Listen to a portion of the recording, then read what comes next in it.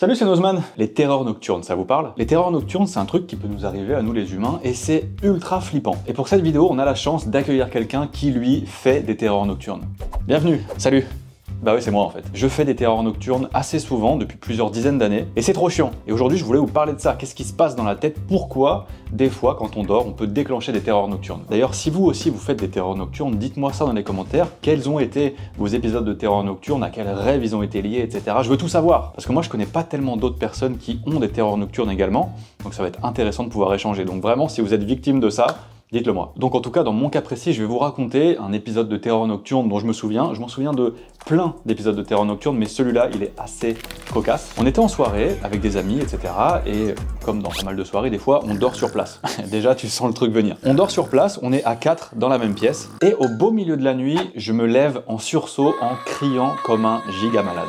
Donc vraiment, je me mets d'un coup debout sur mon lit et je gueule la phrase suivante: il est où mon tebochi? Ça veut rien dire, j'ai déjà cherché sur internet, j'ai essayé d'investiguer un petit peu, tebochi ça veut rien dire. Je gueule comme ça: il est où mon tebochi? Il est où mon tebochi? Je cours partout dans la pièce, je vais contre un mur, bam bam bam bam bam. Cette situation, elle dure environ 20 secondes et ensuite je cours à toute vitesse dans les toilettes et je me réveille dans les toilettes, assis sur les chiottes. Très bizarre, un peu inexplicable. Pour le coup, le rêve associé à cette terreur nocturne, je m'en souviens pas trop. Dans la majorité des cas, on va dire 80%, je me souviens des rêves, mais là, celui-là, j'ai aucun souvenir. C'était assez gênant parce que j'étais avec 3 autres personnes qui n'ont rien compris à ce qui se passait. J'ai dû leur expliquer après, il y en avait certaines sur ces 3 personnes qui étaient au courant que je pouvais faire ça, mais il y en a d'autres qui étaient un petit peu choqués. Un autre épisode de terreur nocturne qui m'est arrivé, qui est complètement incroyable, et vraiment celui-là, il m'est arrivé au pire endroit possible, tout simplement, puisque c'était dans l'avion. Voilà. J'étais dans l'avion, tranquillement, je dormais, et en fait, en plus de ça, on a dû passer un petit peu pour des gens bizarres dans cet avion, parce que on avait accroché des serviettes juste au niveau de, vous savez, la clim là qui sort dans les avions. C'était chiant, le petit souffle tout le temps, là, c'était relou, on avait mis une serviette comme ça pour être tranquille. Donc déjà, pour ceux qui passaient dans l'allée, ils avaient peut-être l'impression d'avoir affaire à des gens qui voulaient pas être vus, enfin bref, c'était bizarre, alors qu'on voulait juste se protéger de la clim, et tout d'un coup, alors que je dormais, je gueule comme un giga malade dans l'avion, en plein vol. Ah C'était vraiment effrayant. Alors là, pour le coup, je sais pas, mais pour cet épisode-là, je suis très vite revenu à moi-même, en fait, comme si je savais que c'était pas l'endroit du tout où il fallait faire une terreur nocturne, mais vraiment, ce jour-là, dans l'avion, j'ai vraiment flippé. Des histoires comme ça qui me sont arrivées de terreur nocturne, il y en a plein, vraiment. Il y a une fois où j'ai fait du rappel avec une couette, il y a une fois où j'ai sauté sur un radiateur, je me suis éclaté le genou, enfin bref, il y en a plein. Même certaines qui sont encore récentes, hein, ça m'arrive toujours, c'est super chiant. Et surtout, c'est systématiquement, à chaque fois, effrayant, ça fait trop peur, d'où le nom terreur nocturne. Donc vraiment, si vous êtes également dans ce cas-là, n'hésitez pas à vous manifester dans les commentaires, on va discuter. Bon, la bonne nouvelle, c'est que pour les terreurs nocturnes, tout le monde ne finit pas la gueule dans un radiateur, comme moi. Non, la plupart des terreurs nocturnes qui surviennent chez au moins 17% des enfants et 2,2% des adultes, elles commencent plutôt par une personne qui s'assoit dans son lit et qui commence à hurler. Alors déjà, ça c'est un move pas hyper rassurant, auquel s'ajoute toute la panoplie du mec possédé. Au programme, des yeux ouverts, des pupilles dilatées, un rythme cardiaque qui s'emballe, un max de transpiration, une respiration haletante. Car oui, si les personnes qui observent quelqu'un faire une terreur nocturne ont de quoi flipper, celles qui en souffrent ont généralement les signes physiologiques de la terreur. Oui, je le confirme, ça fait trop peur. Un des trucs hyper impressionnants, c'est qu'à la fin d'une crise de terreur nocturne, c'est le rythme cardiaque. Ça fait trop bader. J'ai jamais vu un cœur battre aussi vite. Le mien en tout cas. Mais bon, quand on connaît l'état mental qui y est lié, c'est facile de comprendre pourquoi. Car si les sortes de rêves qui y sont associés ne sont généralement pas hyper étranges, la plupart du temps, c'est pas parce que les personnes ont peur d'avoir perdu leur tebochi par exemple. Non, c'est plutôt leur espérance de vie, de mourir en fait. Et si vous vous posez la question, oui, c'est comme ça qu'on se retrouve dans les WC. Car dans des cas assez poussés, cette peur peut entraîner une réaction de fuite. Et là, reste plus qu'à espérer que les fenêtres sont fermées. Car l'environnement autour de soi lors d'une terreur nocturne, en fait il est un peu oublié, quoi. Tu sais pas trop ce qu'il y a, c'est compliqué. Donc si la personne ne donne pas l'impression qu'elle va se défenestrer, je vous conseille pas d'intervenir. Car le risque, c'est que la crise s'aggrave et surtout que vous en preniez une en fait. Un épisode qui dure généralement quelques secondes, voire quelques minutes, ça m'est jamais arrivé que ça dure 1 minute, c'est pas possible. Généralement c'est 20 secondes, allez voilà. Mais 20 secondes c'est déjà très long. Et de longues secondes qui vont rester dans les mémoires. Pas forcément dans les mémoires de celles qui en fait une de crise, car si certains adultes s'en souviennent parfois partiellement, la règle c'est plutôt l'amnésie. Ce qui est étrange, c'est que dans mon cas, je m'en souviens quasiment à chaque fois, de tout. C'est toujours les mêmes sortes de rêves, hein. Je suis coincé dans une cheminée, il y a une voiture qui me fonce dessus, je suis coincé dans un ascenseur avec les murs qui se referment, quelqu'un est en train de m'emmurer, tout simplement. C'est souvent des trucs liés à des espaces exigus où je vais crever en fait. Mais étonnamment, dans la plupart des cas, les gens s'en souviennent pas. Ouais, parce que rappelez-vous, ils dormaient. Et ça depuis max 3 heures. Car cette parasomnie, qui appartient à la famille des troubles de l'éveil, comme le somnambulisme et les éveils confusionnels, qui au passage ont des chances d'en être que des variantes. C'est uniquement durant la phase du sommeil lent, qui est vachement plus importante durant les premiers cycles de sommeil, qu'elle peut se produire. Car vous le savez, lorsqu'on dort, on passe par une succession de plusieurs cycles qui comportent 2 phases. La première, c'est le sommeil lent qui se caractérise lui-même par 3 étapes. Une première de transition entre l'éveil et le sommeil, une seconde de sommeil léger, et enfin une troisième de sommeil profond. Et la seconde, c'est le sommeil paradoxal, présent surtout en fin de nuit, qui se définit lui plutôt par des mouvements oculaires rapides et un tonus musculaire supprimé. Ouais, au cours de votre vie, c'est le moment où vous ressemblez le plus à une bûche. Tout simplement. Et les troubles de l'éveil, eux, vont plutôt se manifester lors de la troisième étape du sommeil lent, le sommeil lent profond.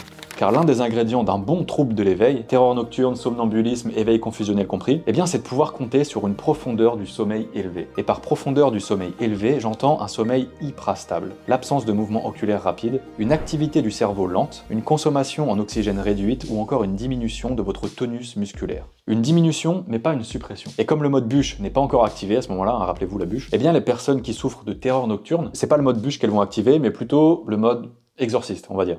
Ça fait flipper, vraiment. En fait, elles vont faire une quantité très importante d'éveil et de micro-éveil, et cette fragmentation excessive de leur micro-sommeil couplée à l'inertie du sommeil profond, eh bien ça va être accompagné de la survenue d'un éveil incomplet. Un état intermédiaire qui se décèle d'ailleurs dans l'activité électrique du cerveau. Car oui, un électroencéphalogramme d'une personne en pleine terreur nocturne va montrer des caractéristiques du sommeil, mais aussi de veille. Ouais, parce qu'à ce moment-là, en fait, certaines parties du cerveau sont réveillées et d'autres non. Parmi les régions qui continuent leur dodo, il y a par exemple l'hippocampe qui est notamment chargé de l'opération mémorisation. Ou encore les cortex associatifs frontaux pariétaux. Donc eux, leur mission, c'est par exemple de traiter l'information. Comme je sais pas moi, l'environnement qui nous entoure par exemple. Et ça, eh bien, ça peut être un problème lorsqu'on sait que le cortex moteur a lui décidé de commencer à bosser. Car son job à lui, c'est notamment de procéder à l'exécution des mouvements. Et c'est comme ça qu'on se retrouve assis à gueuler dans son lit. Ça et aussi le fait que les régions limbiques qui ont un rôle à jouer au niveau de nos émotions présentent aussi des signes d'éveil. Et en fonction des zones qui ont décidé de s'activer d'ailleurs, c'est pas forcément avec une terreur nocturne que vous pourriez vous en tirer. Non, car la théorie, c'est que les différents troubles de l'éveil varient simplement en fonction des régions qui ont décidé de commencer leur journée. Et c'est peut-être pour ça que 36% des personnes qui souffrent de terreur nocturne souffrent aussi de somnambulisme. Personnellement, c'est pas mon cas. Je fais pas de somnambulisme, je gueule juste comme un maboule.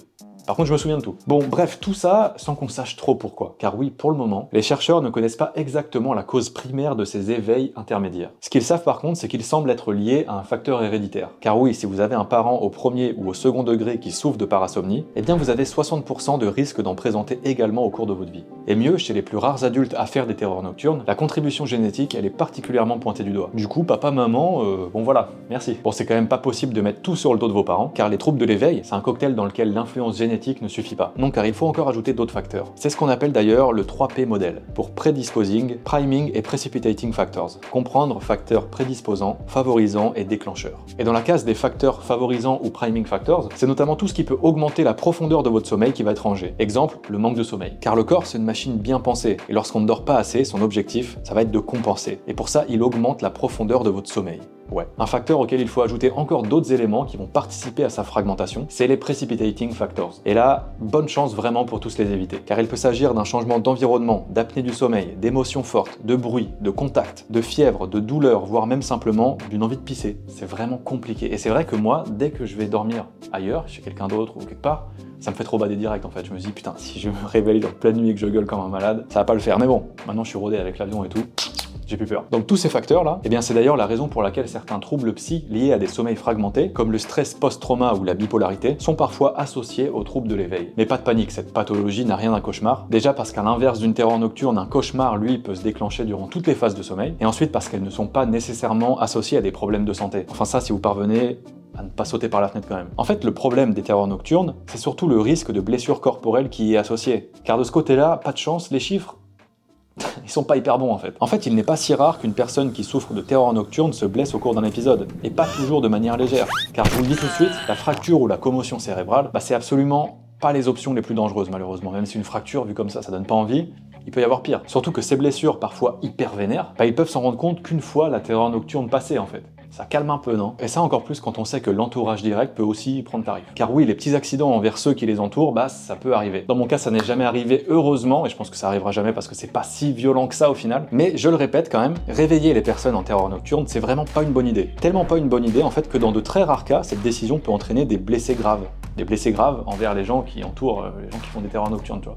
Donc laissez-les tranquilles. Laissez-les gueuler dans leur coin, en fait, ils vont partir, ils vont se cogner contre un radiateur et terminer les rideaux, il va dormir. Hein. La personne va dormir après, y a pas de souci.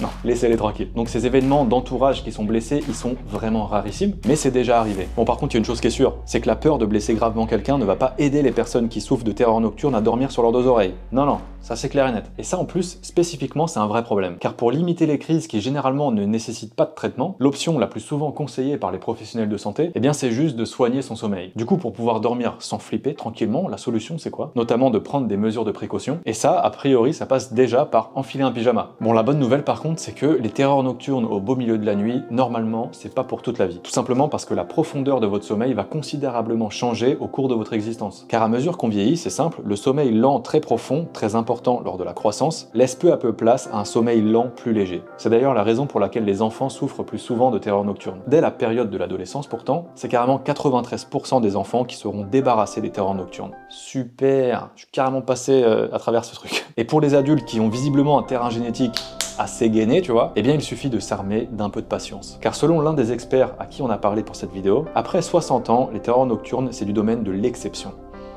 C'est dans longtemps, 60 ans quand même. J'ai le temps de m'en prendre des radiateurs d'ici là. Bon, c'est quand même une sacrée bonne nouvelle, hein. Après 60 ans, priorité tranquille, car si cette pathologie est à différencier du cauchemar à proprement parler, eh bien il n'empêche que personnellement, je préfère vraiment m'en passer, je vous le dis. Pourtant, je dors bien, hein. Vraiment, j'essaye de contrôler ce truc, je sais que c'est hyper important le sommeil, donc vraiment, j'essaye de bien dormir. Je suis pas un zinzin à ce niveau-là, tu vois, j'essaie d'avoir un sommeil régulier et tout, j'accorde beaucoup d'importance à ça. Je pense qu'en fait, ça tient sur d'autres facteurs pour moi. Mais bon, c'est pas grave, c'est comme ça. Heureusement, c'est pas non plus hyper fréquent, hein. Si je devais mettre une petite estimation, je dirais que ça m'arrive allez, 2 fois par mois. Et surtout, c'est rarement hyper violent. Dans la plupart des cas, c'est vraiment, je me lève hyper vite, je crie, je me perds dans une pièce parce que je sais pas où je suis, je me pète la gueule dans un coin, et je me réveille. En gros, c'est ça. Enfin, c'est quand même un peu chiant. Donc j'ai un peu hâte de pouvoir m'en passer quand même. Par contre, il y a un truc dont je pourrais pas me passer, c'est des experts qui nous aident lors de l'écriture de ces vidéos. Donc je tiens à remercier le docteur Régis Lopez, psychiatre et spécialiste des troubles du sommeil au CHU de Montpellier, et Armel Rancillac, chercheur en neurosciences au Collège de France sur la détermination des mécanismes de régulation du sommeil. Merci beaucoup pour le temps que vous nous avez accordé, c'est super. À chaque fois, dans chaque vidéo, il y a des experts qui nous aident et c'est génial, merci à vous. J'espère vraiment que vous avez apprécié cette vidéo. Si vous êtes dans mon cas, n'hésitez pas encore une fois à mettre vos petits témoignages, on va lire tout ça. Le petit pouce en l'air si vous voulez soutenir, vous abonner, vous connaissez la chanson. Merci à tous, on se donne rendez-vous la semaine prochaine. À très bientôt. À la science n'attend pas. Salut!